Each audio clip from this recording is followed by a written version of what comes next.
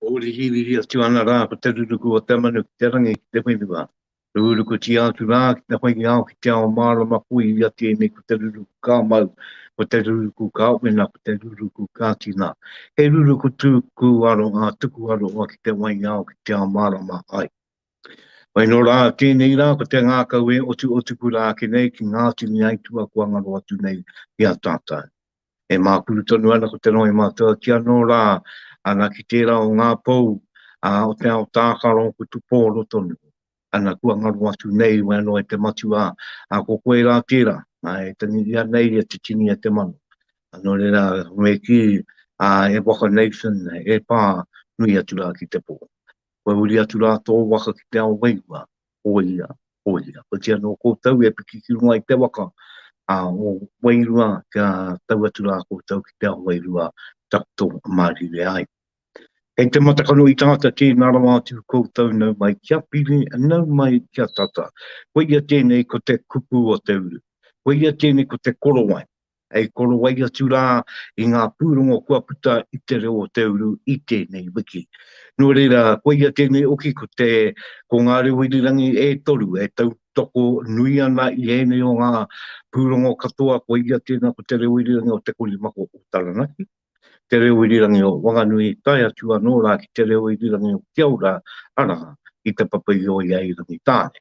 Bueno, e ngunguru ngā tahi nei ki te tuku atu i ngā pūrongo a te Reo o te Uru. Nā ko te pūrongo tuatai i puta rā i tēnei wiki e hāngai tonu ana ki te tākaro. I te tākaro riki.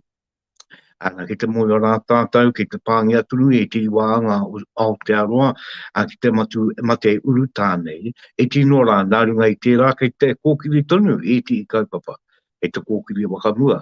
O te ao o te riki tonu tērā e kōkiri wakamua ana.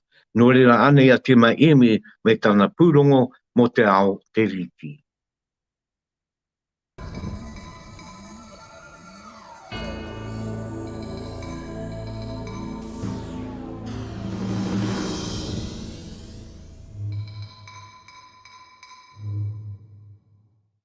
Ko te kapa whitu pōro riki, Mid-Central Vipers, te kaumāwaru tau te pakeke e whakarite ana mo te whakataitai nui o te tau ara ko te Youth Nationals ka tū hei te marama o Okitopa e tū mai nei. Nā runga i ngā pēhitanga o te mate uru tā kirunga o tāmaki makaurau i tēnei tau, ko panoni haere ngā whakaritenga mo te whakataitai nei.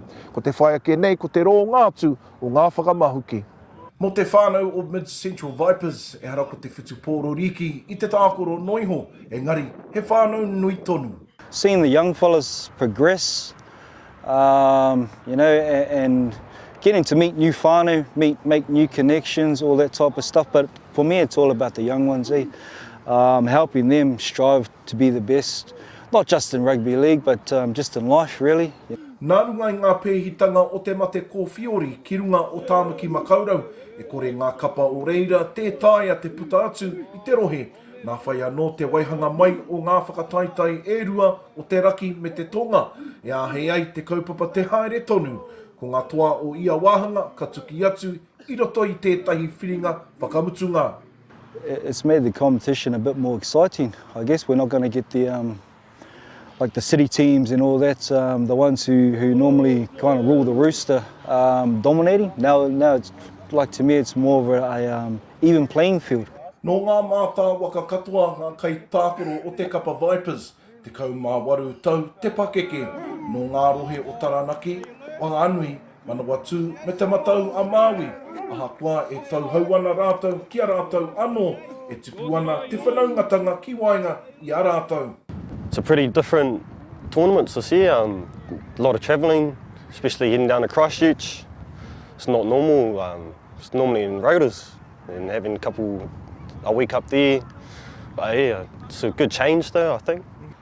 It's also hard for me because I know him and he expects the best out of me as well, so it makes me have to push twice as hard. Pretty much privileged to play league, like everyone else don't know what it's like.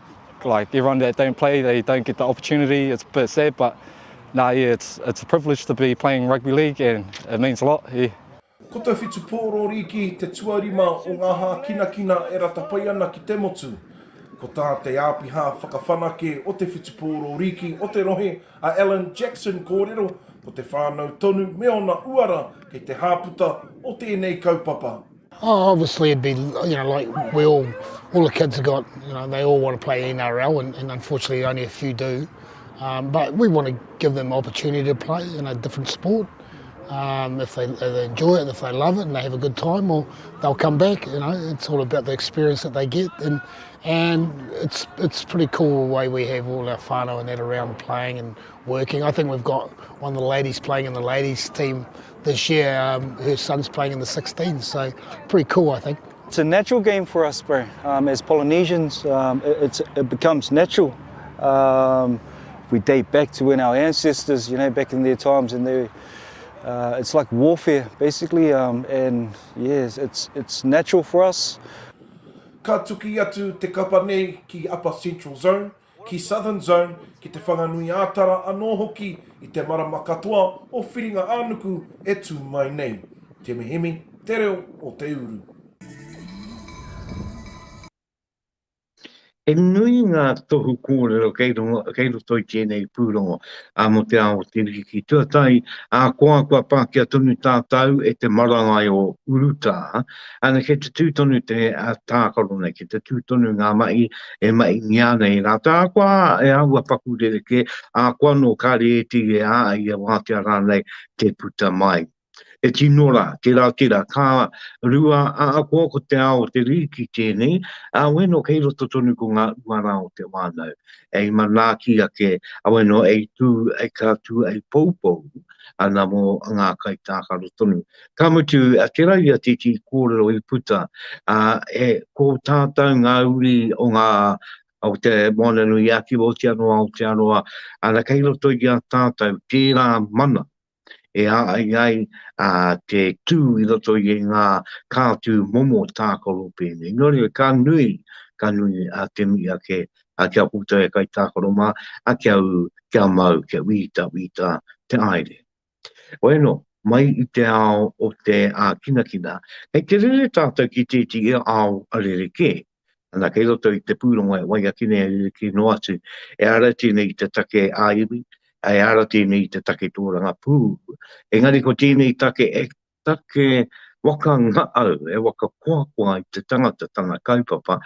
Ara, tērā ia te tangata, ko tāna mai e waka ari kua i te tangata. Ka tū i te ātāmira, ka tū mai te ātāmira, ka tuku ko ana paki, ana e waka kua i te tangata. Nōrera, ko te pūrongo tēnei, e wai ake nei i tēnei wā.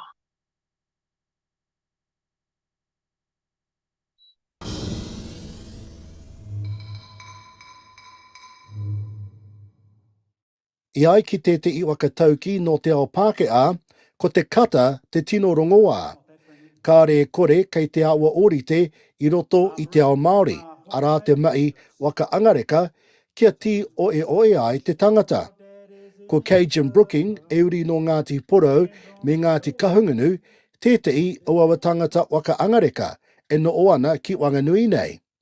Te aua nei, ko taua tangata tino rongonui, a Billy T. James, te tangata waka angareka I wakawetia aia. My earliest memories would have to be Billy T. You know, and growing up with Billy T. And like one of the things I couldn't believe when I was growing up, when I first saw Billy T, was I couldn't believe I was seeing somebody who was actually being able to make fun of Māori. Like I couldn't believe it. Like the neighbourhood that I grew up in, that was kind of frowned upon. And we kind of never made fun of ourselves as a culture. And when I seen him doing his shows, you know, on TV and that, and, you know, making fun of himself and all that sort of stuff, I couldn't believe it. You know, I was thinking, this is crazy. How's he getting away with this? But the funniest thing was that it was just so hilarious. You know, I couldn't believe that I was laughing with him, but it was sort of stuff based on our own people and the stereotypes and all that kind of stuff. Yeah. So that for me, Billy, he's my biggest influence, definitely, you know, one of my biggest influences for getting into comedy. And then the other one was Eddie Murphy. Ko atu I te kotai tau aia e mai waka angareka ana, kei te pirangi aia kia matatau ki tēnei momo mai. Yeah, I want to be seen as an entertainer, you know, just like my grandfather. I want to be able to entertain people live.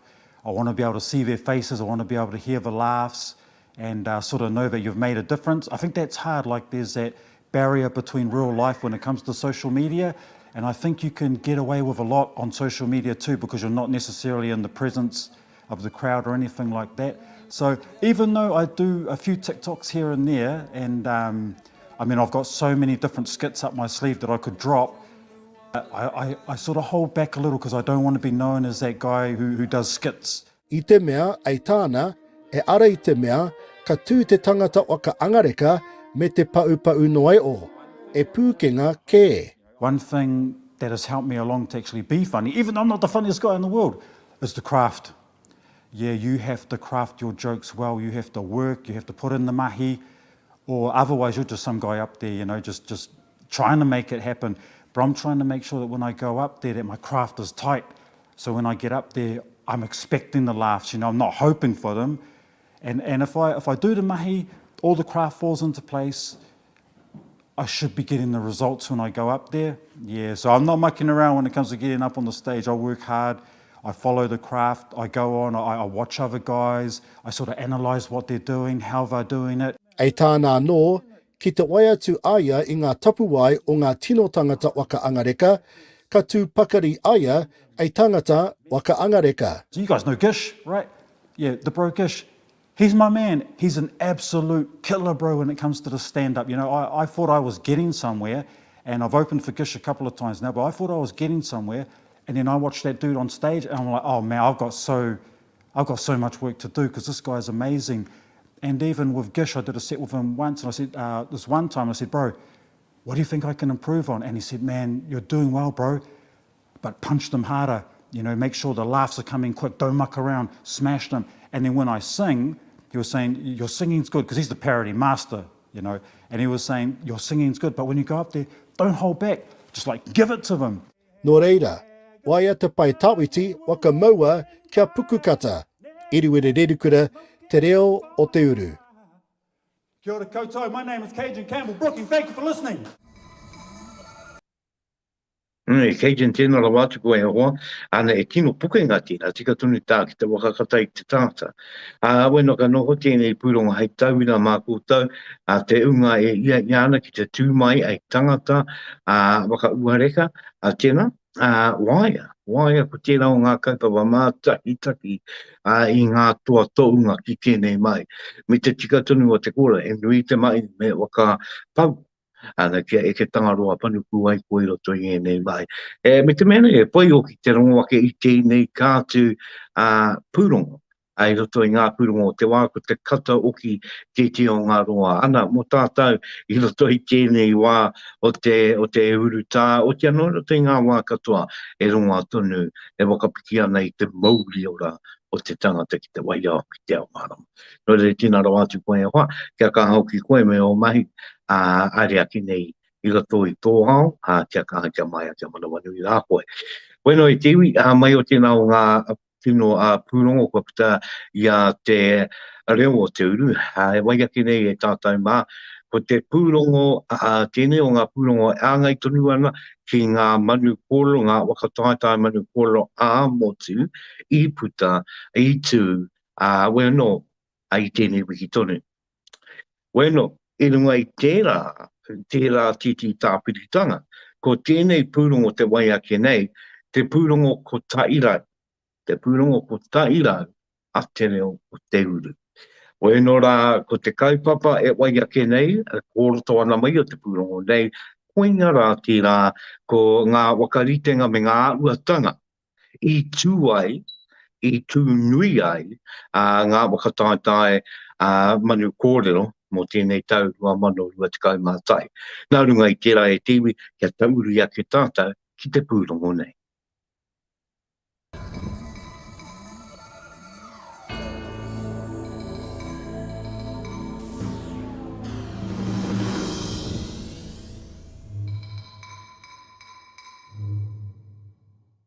Ko ngā manu o te uta, ko ngā manu o te tai, kua topa mai mā te ipurangi ki tēnei o ngā whakataetai motu, ko ngā manu kōrero. Mā te ipurangi tonu tēnei o ngā kaupapa e kawe, tonu mai mo te pūrongo nei. Kumaranga kua o tū te ārero tūpuna o ngā uri wakatupu. I te tautawhito, i whakakorehia nā manukoro a motu nā te mei i pā mai te mate urutā. I tēnei tau, ka re tātou mohio ka hoki tuarua mai anō te mate urutā ki te patu i a tātou. Heoi, i roto i nā whakapitipiti nā kōrero, i te tīmata o nā whakataetai ārohe, ka whakahauhia nā rohe, kia kiriatahia nā koroa nā tamariki. Tērā e pā mai ai te mate urutā, he kiriata kai reira, hei ahuna whakamua mo nā manukoro a motu. I muri o tērā, ka uru mai anō ka tau mai anō te mate nei, ka hui anō te komiti matua kāki, me haere tonu nā whakataetai. Engari, ko nā kiriata o nā whakataetai ārohe, kui nei wā rātau e whakawā nei tēnei wā. I ko ai a watu mana, ka ro ki ngā manu kōrero o te motu, kei ngau ngā ni o urutā. Kaori te tonu te āhua me te whakatakoto o nā whakawā, o nā kōrero. Ko te rereke noai hopea, ko te mātakitaki i a rātau i runa i nā kiriata, i runa i te pauaka whakaata, i runa anō i nā āhuatanga ko hō mai hia, i nā iwa mātou kai whakahaere. Engari, kaori te tonu te wairua, kaori te tonu nā whakaaro me te tirohanga kia mata whānui tonu te titiro atu ki nā pūkena me nā āhuatanga ko hō mai hia, i wā tātou tamariki mokopuna kia mātai. Nā te ngau a te mate ko Wiori, ko te ao o te angarau, e kawe nei te kaupapa. Mō tēnei kaupapa o te manu kōrero, a ua waua ki te waka pai te āhuatanga mā tātou, nā te uru tā, te mate uru tā, me ki rā, tēnei kaupapa i waka raru, anō reira i tēnei wā, taure anō te ao, ka tai e tātou kia mai i pēnei nā, i ruti te rororiko, ka tai e tātou kia hangaia, hei pātū wata mo te reo, ka tai e tātou anō rā kia whakapūtatu ngā reo, waka ire o ngā tamariki mokopuna ki te waiau ki te mārama. Ko te whakapaoho atu i te kaupapa e rongo tonu ai, i te reo a ngā tamariki mokopuna. E rereke, engari ngā āhuatanga i ngā tau e rua kupa ure e pērā rawa te rereke. Engari e rongo tonu ana i te ia o roto o te manu kōrero ki te whakapuaki, i ona wakaaro ake wāna kupu ake, e rongo ai te katoa me tō tātou waimari, tō tātou maringa nui kataia tonutia, i runga i te mea wenei wakaaro o te unga rangatai, te unga taioi, me ua karanguna, i runga i te paipai, i runga i te marae o rongo maraeroa, nō reira, e nui tēnei kaupapa, e momo marae e rangona ai e rā kākānui, e rā kūhōmako nō reira, a kua ngā panonitanga o te wā, ka ora tonu te kaupapa, ka ea tonu. Ko te paipai o te unga taioi, e pake ana. Koe rā pia te hui nui, hei muri o wenei whakataetai nei, ke hoki anō te komiti matua, me nā māngai o nā rohe, ki te ātahanga i tētahi mahere rautaki, tuatahi mo te māwai ake hei mahihanga nā kiriata i nā kaupapa ārohe, tuarua me pēhea rānei te pupuri i te mana manu kōrero a tanata nei, aha koe roto i tēnei wāhanga, aha koe kai roto i te mate urutā. He wānana, he hui nui era. Nō reira, enari ka taipea ki tērā e ki te ai he māramatana. Ko te ui anō ki te waka mā ere i te ara, mo te kaupapa nei. Rauru Broughton pui, Te Reo O Te Uru. Ko Te Reo O Te Uru, tēnei e ngunguru nei. Nā, te rao ngā pūrongo āna tika tonu. Mo e rao koutou ka repea ngai marama, ana i puta rere tonu tēnei o ngā whakataetai, waka ira, waka ara nooki, ara ngā whakataetai manu kōrero a motu, mo te tau nei a rua mono rua te kaumatai, maurunga i purangi. Maurunga i purangi ke, ngai rongo rā tātou i roto i te pūrongo nei e nui ngā wāanga tangata, ngā roku tangata, mai ngā kai waka aere, mai ngā tōpito te motu, ngā tāngata waka wā, ngā kai wiri wiri, ngā kai mai uri uri noa, weno I tū ai te kaupapa nei I tika ai tainoa ki te reo irirangi. Weno tēnei o ngā reo irirangi e kia nei, ko te Reo O Te Uru. I tū ngā tai ki te āpaiake, kia puta, kia tangi anō rā tēnei manu. Kia kore o ki tēnei manu e no o ngū, ka ringo. Ku kore ai ai ngū, ka reo ki tāna ārero, te ārero o te manu I erea, e te aarane. Ko te mo te uru tāere rea ana I tūtone ko te kaupapa, I tūtone ko te kaupapa. Nā I ngā kāinga maa, ngā manu e no o tau ana, I lo rātau nā wai, ana ka tangi anō, ko rātau nā reo, ka putarere mai, ko te āhuatanga. Nō rere he nui te wakarite, he nui te kōrero rero, tēnā tira tangata, ki tēnā tira tangata. Ea te tōu ka puta. Ko te tōu o roto I tēnei mai e kia nā rā te wanaungatanga. Nā rā te manaki. E rā āhuatanga katoa au tātou tūpuna I puta, I ngātai, I piri, ana kapua, mai ko ngā ua ki te waiau, ki te ao marama. Me te mea nei, ko tēnei o ngā pūrongo, ko te pūrongo ko tai rau o te Reo O Te Uru. No re aroa mai kia. Awena ko te pūrongo te rau o te ko tai rau nei, ko putarere atu nei ki runga I a kotau. No re tino wainga o ki tērā mo te Reo O Te Uru, tēnei o ngā kaupapa pūrongo, e putarere atu ana ki runga I a tātou, mai te mane ki te tai te, na kaputai kona pūrongo ki runga I a tātou e te iwi e. No reira, me ki kei te po o kere rū, rā te iwi, o konei, mātou, o te āhuatanga ki tēnei o ngā tauranga. Weno rā, kāti ake rā ke rao ngā pūrongo e ngai pūana ko te kaupapa o te pūrongo, ko te pūrongo ko tai rau. Weno ko te āngaitanga, ko te pūtake o te rao ngā pūrongo ko ngā whakataika manu kōrero. Ko te pūrongo te waiake nei, hoia tēnei e kōrero ana mo te unga I ua. Ara, ki te unga I toa I uwaka, I roto I ngā wakatai manu kōrero. Nō reira, anei rā te pūrongo wakamutunga hei mātakitaki mātātai.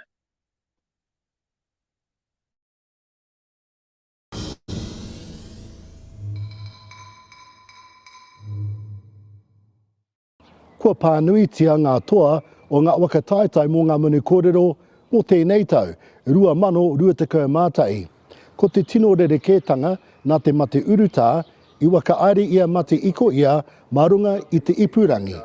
Engari ākoa ngā panonitanga, kei reira tonu taua wairua, pērā I ngā wakataitai o mua. Ko te ki a ngā kai whakawā, kei te piki ake te kaunga ia te tau. Kei te piki haere te kaunga o te reo.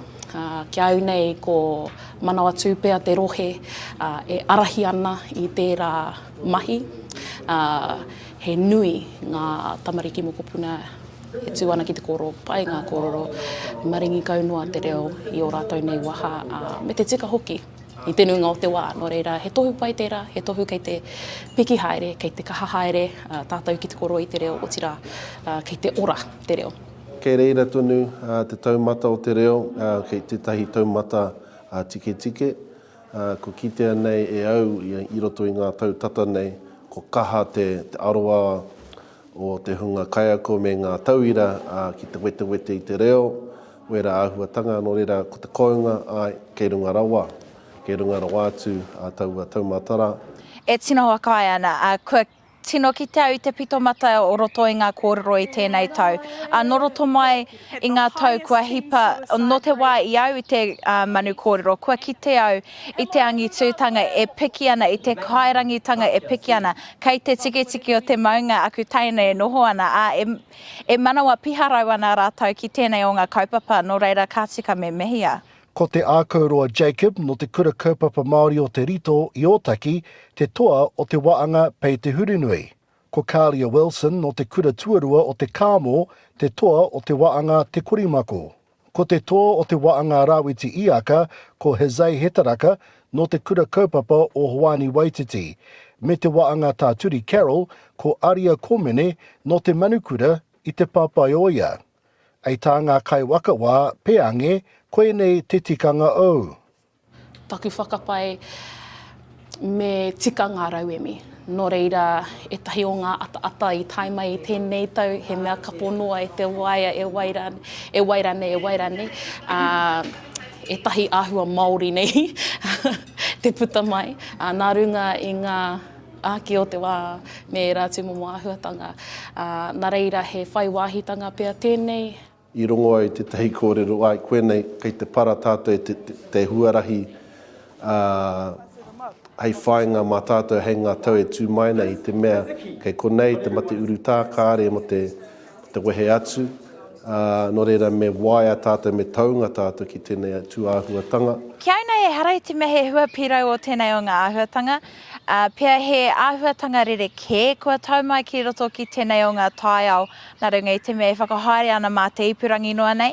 Hioi anō e āta haere ana i runga i ngā āhuatanga tinihanga o te ao. Nō reira, e panoni ana i ngā āhuatanga i runga nō i ngā āhuatanga i panoni i roto tonu i tō tātou ao.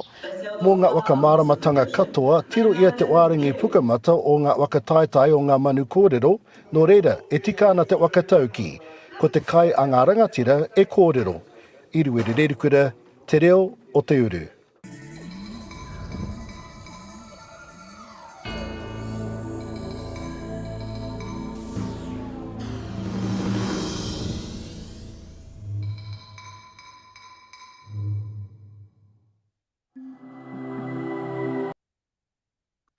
Nā mai rai kiwi e ue no tērā tātātou nei pūrongo wakamutunga mō tēnei o ngā wāanga. Ue anō, nā runga i tērā, kua tū te wakatātai manu kōrero a te motu, kua tū.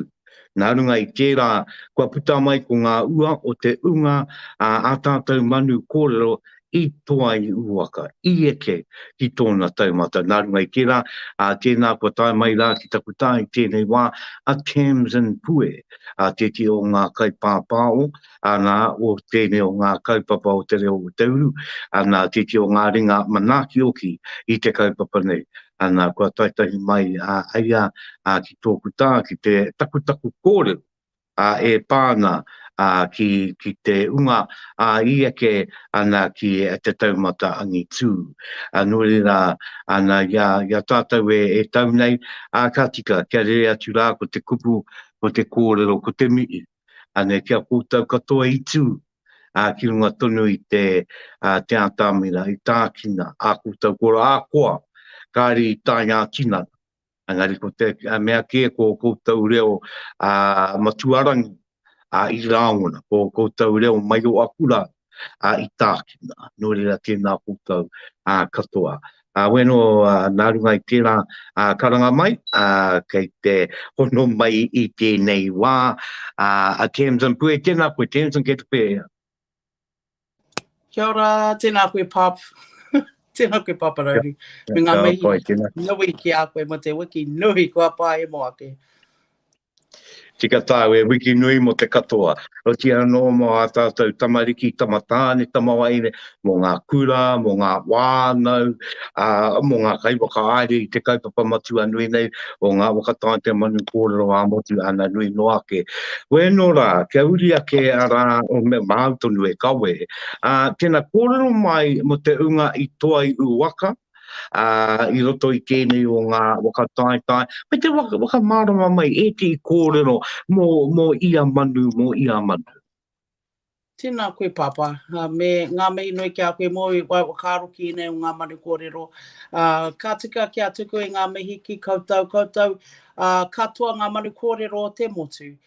Tira pia ne pai ana ki a koe papa ka kōrero I ngā reo I rua, ko tāti mea ko ngā wāhanga reo Māori, reo Pākehā no hoki kei te pai tērā?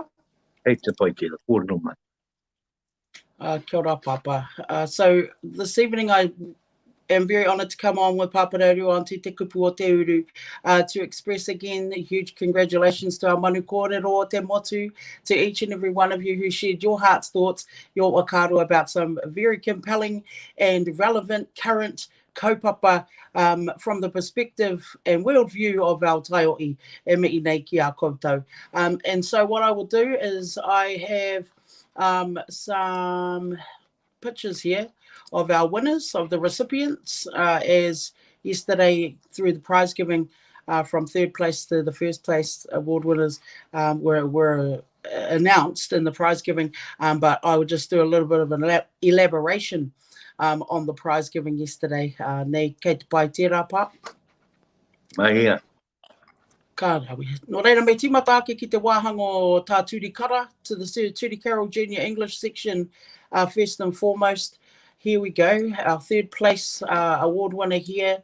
Her name is Āmiorangi Scott no te kura o te koutu. No reira, ka tikina atu au he e tihi o ngā kōrero a ngai puana ki tēnei o ngā manu kōrero. Nei rā, she is the recipient of the Makuru Trophy. E tōu tēnei ai wakamauma arake kia Dr. Monty Rere amo ohia. No te aroa no te kura o te koutu ko Āmiorangi Scott e mihi nei ki a koe kei te manu tieri.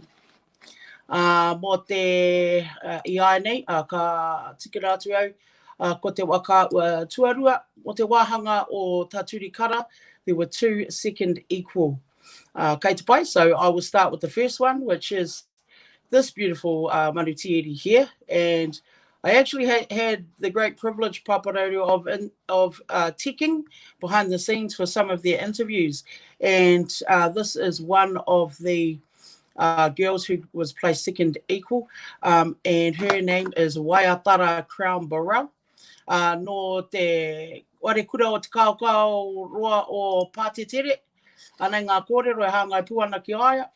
Rauatahi ko Aria Thomas. No te tai tokerau, no te kura Māori o Kaikohe. Aroha atu ki a koe Aria. I just want to extend a huge apology to Aria. But congratulations to you as well, to both of you, to Waiatara Crown Burrell. And she was a lovely girl as well, Papa. And it was great. She was interviewed by Tatiana Glassie.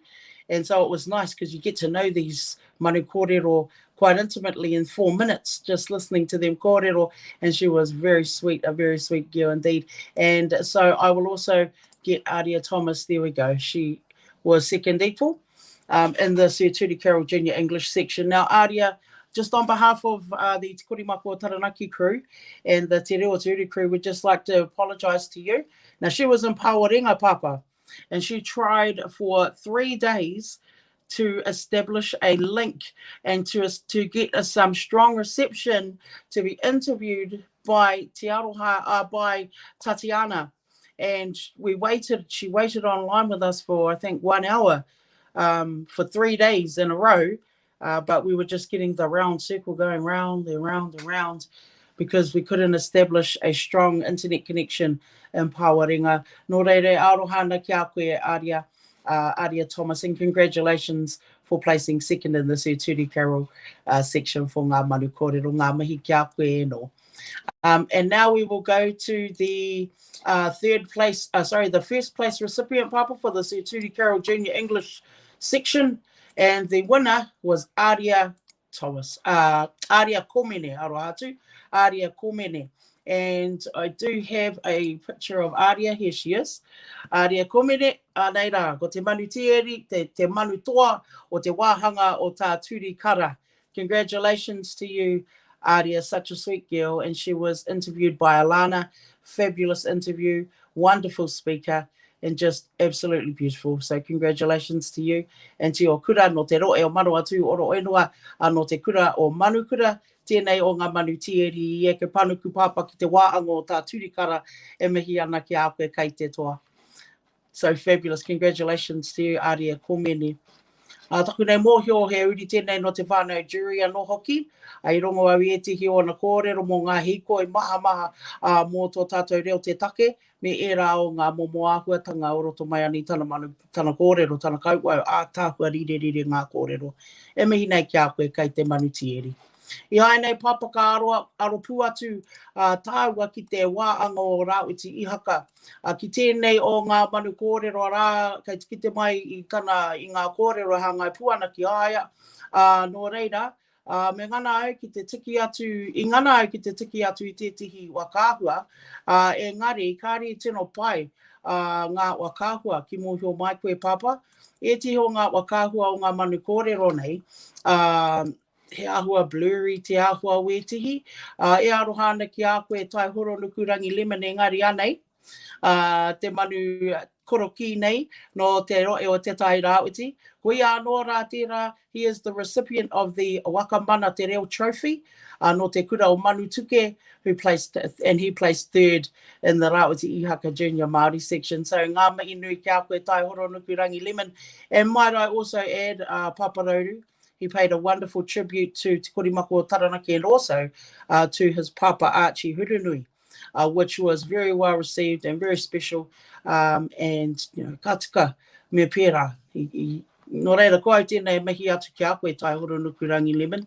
Mō te ātāhua o nā kupu, me tō tuku ki a Uncle Archie anō rā kāpai. No reira, ko ia i tuatoru, ko tēnei o ngā manu kōrero, ngā manu tieri, anō nei o te whānau jury, ko te atohaya jury tēnei nāna i tuarua. Ki te wāhanga o Rāwiti Ihaka, me te ātāhua hoki o tana kōrero papa. Ka tikina atu au tana wakāhua, aroha atu ki a koe te atohaya, kai whērā tana wakāhua. I au, engari te aua nei, ku ngaro i au i tēnei wā, anei rā, aroha atu e no.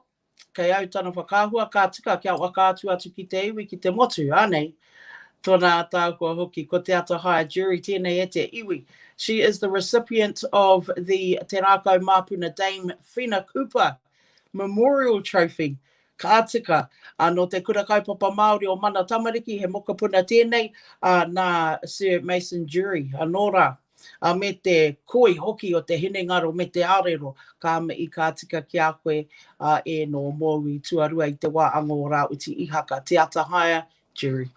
And now to the winner of the Rāwiti Ihaka section, Papa no roto mai ana I te rohe o Tāmaki Makaurau, no te kura kaupapa Māori o te kura kaupapa Māori o whānui Waititi Marae.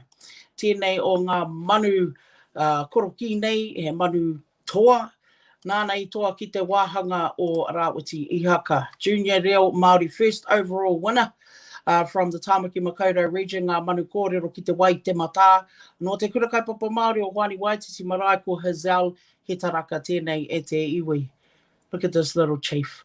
He is the winner of the Junior Reo Māori section and his speech was absolutely epic. As a matter of fact, I watched a few videos today and saw him. He's a singer. For those of you who are haka freaks and you watch Kapa Haka, you may have seen him in the Whānui Waititi Kapa Haka group, the little soloist, and he comes out on the side and he does his waiata. This is him right here. Hazel Hitaraka is a name that you will all remember for many, many years to come. And he is a junior. He has won the Junior Reo Māori section. Rāwiti Ihaka Papa Rauru. Just amazing, this boy. His speech was awesome. And I must say, when he was announced as the winner yesterday, Papa, I tū te ao, he captivated the whole country when he was announced as the winner of the Rāwiti Ihaka Junior Māori section, because it was live and he happened to be on the live stream. And when he was announced as the winner, he stopped, he went, and then he turned and he hugged his mother, and everyone, just because all of the Manu Kōrero kids were on one screen, and they were all just like, oh, like clapping because they were all on mute. But you could see their reaction. And whoever said you can't feel wairua through a screen, I don't know who said that, but it's not true, because yesterday Hazel Hitaraka definitely was exuberating and sharing all of that wairua through the screens of all of the households who were tuned in yesterday to watch the prize giving. Congratulations to you, e te. Mō koe eke panuku ki te wāanga o Rāwiti Ihaka. And moving now, so ngā mihi Hazel, moving now, Papa, to the senior English section. The third place recipient here, we have Matariki Black. Ki mohio mai koutou, Matariki Black, kei whi ngā kōrero hanga puana kia Matariki. Nā i tuatoru aia, ko ia tētihi o ngā akonga o te kura o Manukura, no roto mai ana i te rohe o Manu Arataki. He is also the recipient of the Ngāwini Trophy, ki mohio mai koutou, and third place overall recipient in the Kurimako Senior English section. Ka mitu pia Matariki Black. And now we will get our second place overall for the Kurimako section, Papa. We have many, many winners indeed. So we will get the Sophia. Sophia she was placed second. Here she is. In the Kurimako section, Sophia Clark Walker.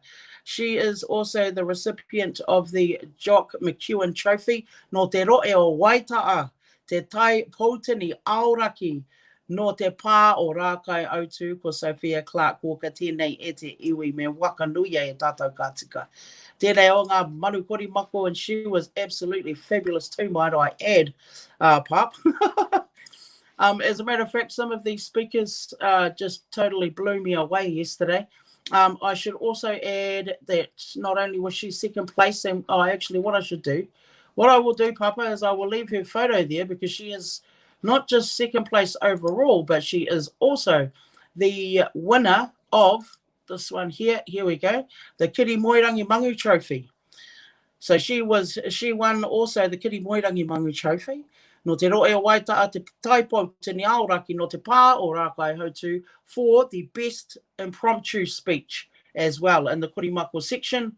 And you know, this particular award is a very special award, and I know a lot of people who have gone on to do amazing things who have won that particular award, including Martai Smith back in my year in 1995. So well done to you, Sophia. You're amazing. And now we will move to our next winner in this category. Now, this next speaker, here we go. We better put her picture up. Here she is. This is Kalia Wilson. Ko Kalia Wilson tēnei e te iwi. This is a name that you will remember for many, many years to come because she is the winner of the Te Kurimako Senior English section. And not only is she the winner of the Kurimako Senior English section, she also won here it is, the Best Prepared Speech in the Kurimako Senior English section. And she is the recipient of the Te Kupu Trophy. No te tai tokerau, no te kura tuarua o te kamo, ko Kalia Wilson tēnei e te iwi. So she is the winner of the Prepared Speech. And she is also, here we go, the Senior English winner, first place overall. No te roe o te tai tokerau, no te kura tuarua o te kamo, ko Kalia Wilson tēnei. Isn't she just stunning and fabulous? Tēnei o ngā manu kōrero. Congratulations to you, Kalia. Fabulous achievement to win the Best Prepared and also the Best Overall. So ngā mei nui ki a koe, Kalia Wilson. I nai nei, ka aro pū atu ki tēnei wāhanga, ki etihi koinei ko te wāhanga motuhake pāp, ko tāti mea koinei ko te wāhanga Reo Māori, ne? The Senior Reo Māori section. Engari ki au nei ki he motuhake ngā wāhanga katoa. Engari i tuarua tēnei o ngā manu kōrero. Arā ko Kiri Ngāua Cassidy tēnei e te iwi. Ka tahi te manu kōrero ko tēnei. Kiri Ngāua has a very special place in our hearts for many reasons, and I'll share those with you. Ka tika. Pei te Hurinui Jones Senior Reo Māori section, third place overall, and the recipient of the Mumu o Takareto Mā Tātua Trophy, no te roe o tākou murihiku, no te kura o he waka ko tuia, ara ko Kiri Ngāua Cassidy tēnei e te iwi. Ko te take I kōrero pērā ai, ko tā te mea I te wā tuatahi tera pēr 5 years peange, a Kiri Ngāua, I uru tomo atu ai ki tēnei wakataitai pāp. He has been one of the longest competitors in the Ngā Manu Kōrero speech competitions. That's why ka mihi kātika, ki tēnei o ngā manu koro ki no konei hoki no whaitara, no taranaki maunga, tōna pāranga no hoki ki te whānau tāmati, no te ati aua ki te tauiu, no te ati aua ki waitara, no wai whaitara maraia, no hoki tēnei manu kōrero pāpa, no kai pako anora, no muru rau patu marae, tēnei o ngā manu kōrero. But I just think it is so important to acknowledge, especially when we have a manu kōrero who has been participating, nepap, in this whakataitai for 5 years since he was year 9, which is third form. So 3rd, 4th, 5th, 6th, 7th, 5 years, 5 tries, and this is his last year competing in the Manu Kōrero speech competitions, and each and every year he has been epic, and he has been a true contender and a beautiful and humble young man who will go on to be an amazing leader mō te iwi Māori without a doubt. So ka mi ka tika ki a koe kiri ngā ua. And he has placed 3rd overall in the Pēti Hurinui Jones Reo Māori section, which is an amazing accomplishment. We are nearly there e te iwi. We are now at this beautiful ruahine, ne? He mokopuna tēnei no koro taranaki, ko tōna papa ko Uncle Te Ahurei. Ko tāna ingoa ko tārewa i te rangi. Ne no ngā ruahine, engari no te kura kaupapa Māori o Mana Tamariki.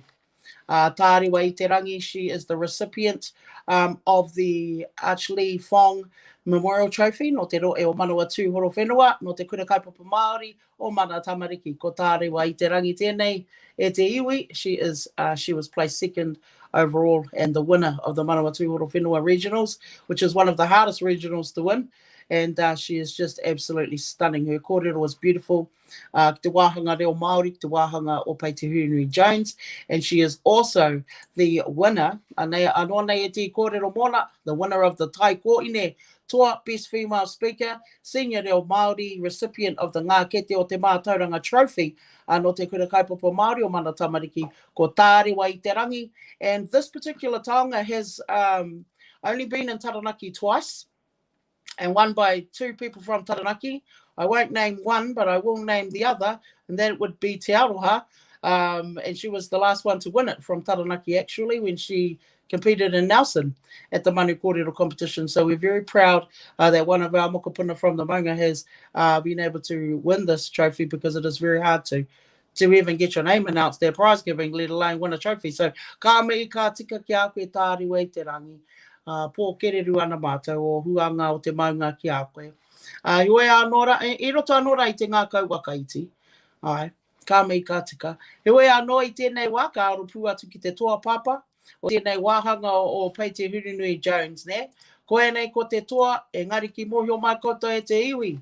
He is not only the winner of the overall, he has won 4 taonga at the Manu Kōrero speech competitions. Now, firstly, in the Pēti Hurinui Jones Senior Reo Māori section, first place winner impromptu and the recipient of the Sterling Brothers Memorial Trophy, no te wanganui ātaraki o Ōtaki, no te kura kaupapa Māori o te rito i Ōtaki, ko te ākaurua Jacob. So he's won his first award is the first place impromptu in the Pēti Hurinui Jones Senior Reo Māori section. He is also the first place winner of the Kōrero Takatū Best Prepared Speech and the recipient of the Te Koha o Te Ngira Trophy. And he is also the first place winner of the Tai Tamatoa Best Male Speaker and the recipient of the Riki Te Mairaki Taiaroa Allison Trophy. And he is indeed the first place winner and overall winner of the Pēti Hurinui Jones Senior Reo Māori section and the recipient of the Pēti Hurinui Jones Memorial Trophy no te roe o te wanganui ātara i Ōtaki me te kura kaupapa Māori o te rito i Ōtaki ko te ākaurua Jacob e mihi ana ki a koe te toa o ngā manu kōrero. Nō reira, papa, koira ngā kōrero e hangai pūana ki ngā toa katoa o ngā manu kōrero e rua mano e rua tikau mātahi. Tenzin, tēnā rā mātu koe, tēnā rā mātu koe, te wakarite nei e nei kōrero, tēnā rā mātu koe, te wakamana nei, te wakamana whānui oki, i e nei wā tātou tamariki koe eke panuku ki ngā taumata, me te wakaro nui aro a pū ki te katoa i tū. I roto ki ngā āhuatanga o te uru tā, ana ka tūtonu te kaupapa Thamesen, tēnā koe Thamesen pue tērā e tuku mai nei, ko ngā wakamarama ki a tātou kātia ke, kia pēme mai pēr, tiki nātu e au ko tamanui te rā, tiki nātu e au ko te marama i te pō. Nā hei tuku atu, hei rui atu ki ngā ienei o ngā manu katoa, i tū, ana ki runga tonu, me ki i te ātāmira o te ipurangi, tānu atira ki a kōtau, i eke ki ngā taumata, kei konei rā te aroa, e otu nei, tēnā rā wātu rā kōtau, e te mana o te kupu, e te mauri o te kōrero, karanga mai. Tia no rā ki ngā kaupapa katoa i kōrero tia, i tēnei wā, i runga i te kupu o te uru, tēnei e mihi ake ana rā ki ngā pūrongo katoa. Oe no rā, nā runga i tērā, kia tautonu te aroha ki runga ki a tātou katoa, hoi ara tēnei te kupu o te uru, ka eke mo tēnei wā, o tia no e te māngai pā o tēnā kōtau, e tuku mai nei ko te korowai, me ona rau, ana ei tautoko mai i tēnei o ngā ōtaka, aue no i ene o ngā ōtaka e kia nei, ko te Reo O Te Uru, me te kupu o te uru tēnei. E mi i kaua ke ana rā kia kōtau, e te mana e te i e te wei, kia tau rā ko te aroa pūmau, o te awatua ki runga i kia kōtau katoa tātou, ki runga, ki raro, ki wa o ki roto, rire au, mai mari.